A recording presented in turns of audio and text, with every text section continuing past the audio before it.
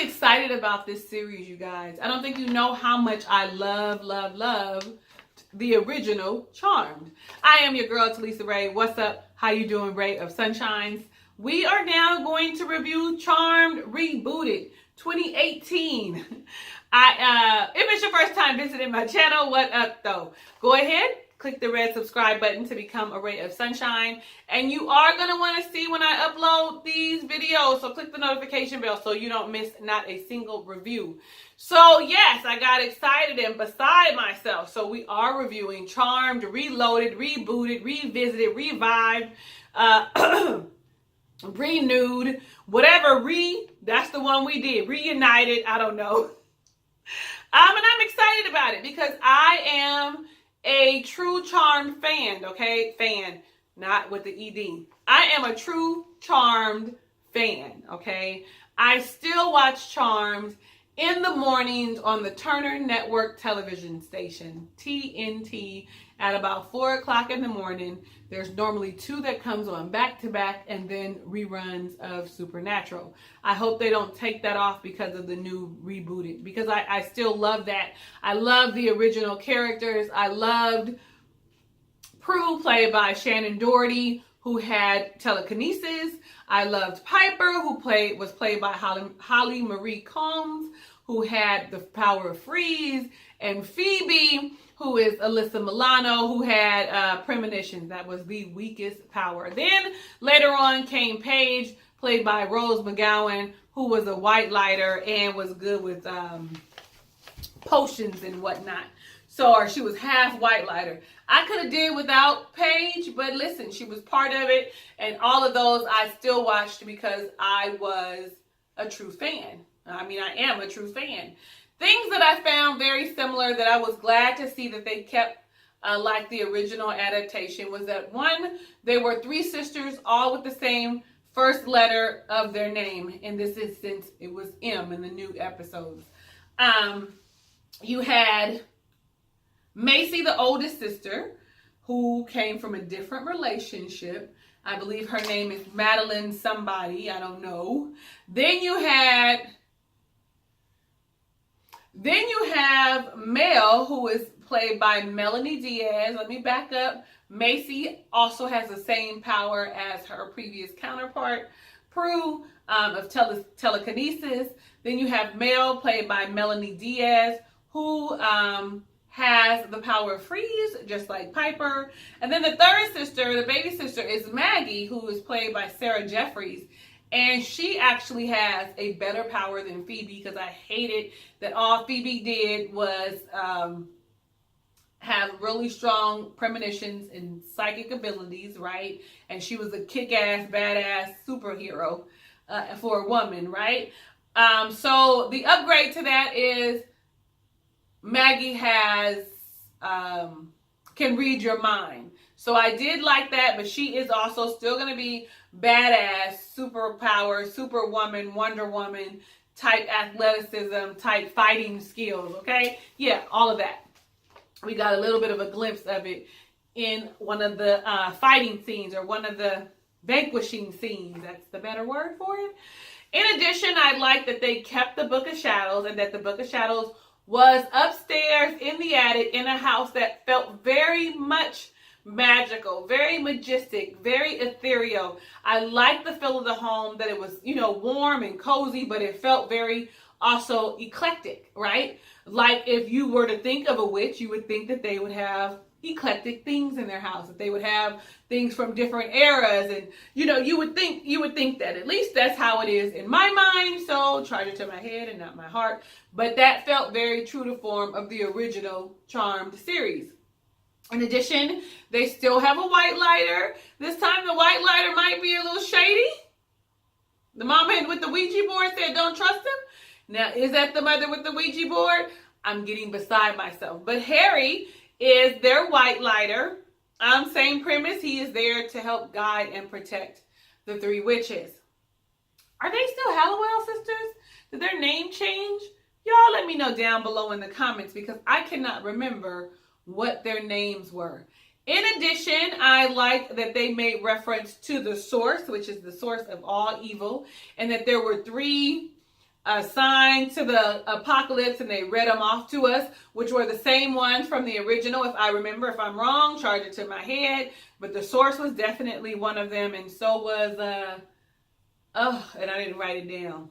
I'll come back to it next week if I remember. And of course, I'm absolutely ecstatic that they kept the power of 3 and didn't call it something different, because the show would not be charmed if they did not have the power of 3. So far, I was all for the show, okay? In addition, in the first 7 minutes, they had me. They had me at hello, honey, with all the theatrics or the effects that they had. Especially when the wind came through and broke the window, and whatever demon that was coming after the mom. That felt so real. It scared me. I jumped actually a couple times. You know, you guys, if you know me, you know that I do not do scary. And so a couple times I was in the broad daylight at my desk, and I was like, loudly, because I had earphones on. So I was really for that. I was really for the acting skills of these ladies. They came with it. They were not going to do any harm to this series. I was like, okay. Now, if you happen to go back and you go watch the original 1998 series, which comes on still on Turner Network Television, which I said earlier in this review, you'll see that it seems a little hokey in comparison to this, but you have to remember that that was 20 years ago. It's 20 years ago to the month that the original had come out. The original came out in October 1998. The new one, October 2018. Coincidence? I think not. It was intentionally done that way. What else, you guys? I do like that the new adaptation of the series is very forward-thinking, very now, is relatable to what's going on now. Here's why I say that. Number one, it's very inclusive of 2 things. One, Black people, Black women. I say that because why? One of the main characters, Macy, is interracial. Okay, she does have some Black floating through her. They made sure to let us know that the mom was with the swirl. She liked to dip in the chocolate, honey.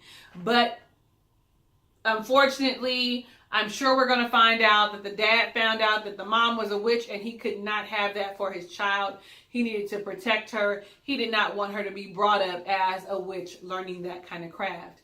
Because, you know, it seems a little hokey, a little crazy. What? I don't want her to be in danger. I mean, that makes sense. I think that that's what we're going to find out. I mean, that's the only logical explanation. Why else would you say my mother is dead? Makes sense, no? So, also, what is making them very inclusive, very now today, is the fact that the middle sister, Mel, is a lesbian. Not only is she a lesbian, but she is a women's rights activist. She is for women. Like, hello, somebody. You cannot tell me that that is not relevant today in the Me Too movement era. I know y'all caught that, right? So I was really excited about that. And, you know, they brought it up. They brought up rape in the first episode. Like, okay, maybe they aren't really tackling social issues, but are they underlying discussing social issues and making them come to the forefront? I think they are. I do. But then you could call me crazy. Whatever. So let's talk about the episode itself really quick and be done, right? When the mom was when the crows started coming around, right? And she was being attacked by the demon, and she was saying, I have 3, like putting them on notice, like the charmed ones have come from me. Like, why did she yell that out? I'm sure there's some significance to that, and we will find out soon enough. They know that they are here. They know that the charmed ones are here. You know, she said, I have 3, you know what I'm saying? Like, but if the 2 daughters would have made it, she would have probably did a power of 3 spell with them. But I was very jumpy. I was scared in that first few minutes. I was at my desk jumping, like I don't do scary, and they had me. Like the suspense of it all, they had me. I loved it. In addition, the next thing was when the sisters met their third sister that they didn't know about, and she didn't know about them. And I felt that was really genuine. It felt real, like some strange girl coming 3 months after my mother died, talking about she our sister. We ain't got shit. Okay, Mel, I felt you with that. You were very angry, but I felt you. Like, I would have been very skeptical too. Like, I would have been looking at you like, wait, what? You my sister? Nah, that don't even seem right. And then you bust out a picture? Like, wait a minute, I have a sister and my mother didn't tell me? Like, it's one thing for my dad not to say nothing, but for her dad not to say nothing, but my mother never said anything. I'm sure we're going to find out that there was a reason behind that. And she felt like it was best not to have the three of them together when she bound their powers. Speaking of which, I like that they still made it that their powers were bound when they were babies or when they were younger to protect them. The difference is that in the original, the grandmother took care of them because the mother had passed years before. But these girls had their mom except for Macy. But other than that, they had her in their lives to help them grow. And I'm sure she's been leaving little nuggets for them all the time. I wonder if they're going to have her visit, not just on a Ouija board. And is that really her on the Ouija board? I get beside myself. So then when they meet Macy, right, they instantly discover their powers. They come together and there's this electronic static or shock that ran through the house, and they instantly, their powers are activated, but they have no clue until they separate and go their different ways.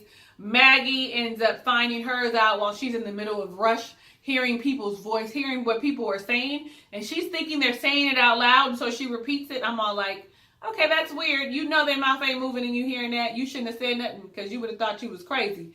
Then you had Mel, who was talking to her ex-lover and was freezing everything. And I know she thought she was crazy, so she just got up and she left. And Macy, who was talking to her friend, probably soon to be Beau, had gotten angry, when they were discussing, well, what was the reason for you going by? You wanted to know. It could have been an internet search. And she wasn't angry with him. She was angry with the situation, and her beer bottle broke. Telekinesis. I really feel like that boyfriend, I don't know, you guys. Is he the one that's going to die? Or is he going to be the source?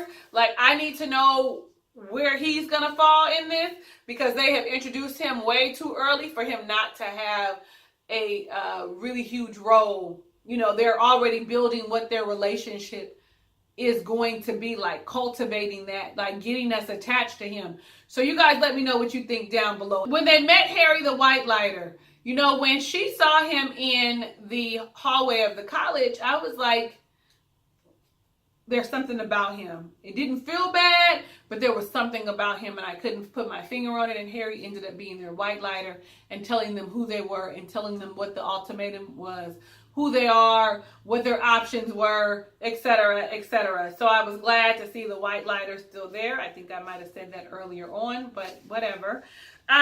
When they vanquished that first demon, let me just say this. Black girl magic. Y'all can't have it. I absolutely love the fact that they made Macy brilliant, okay?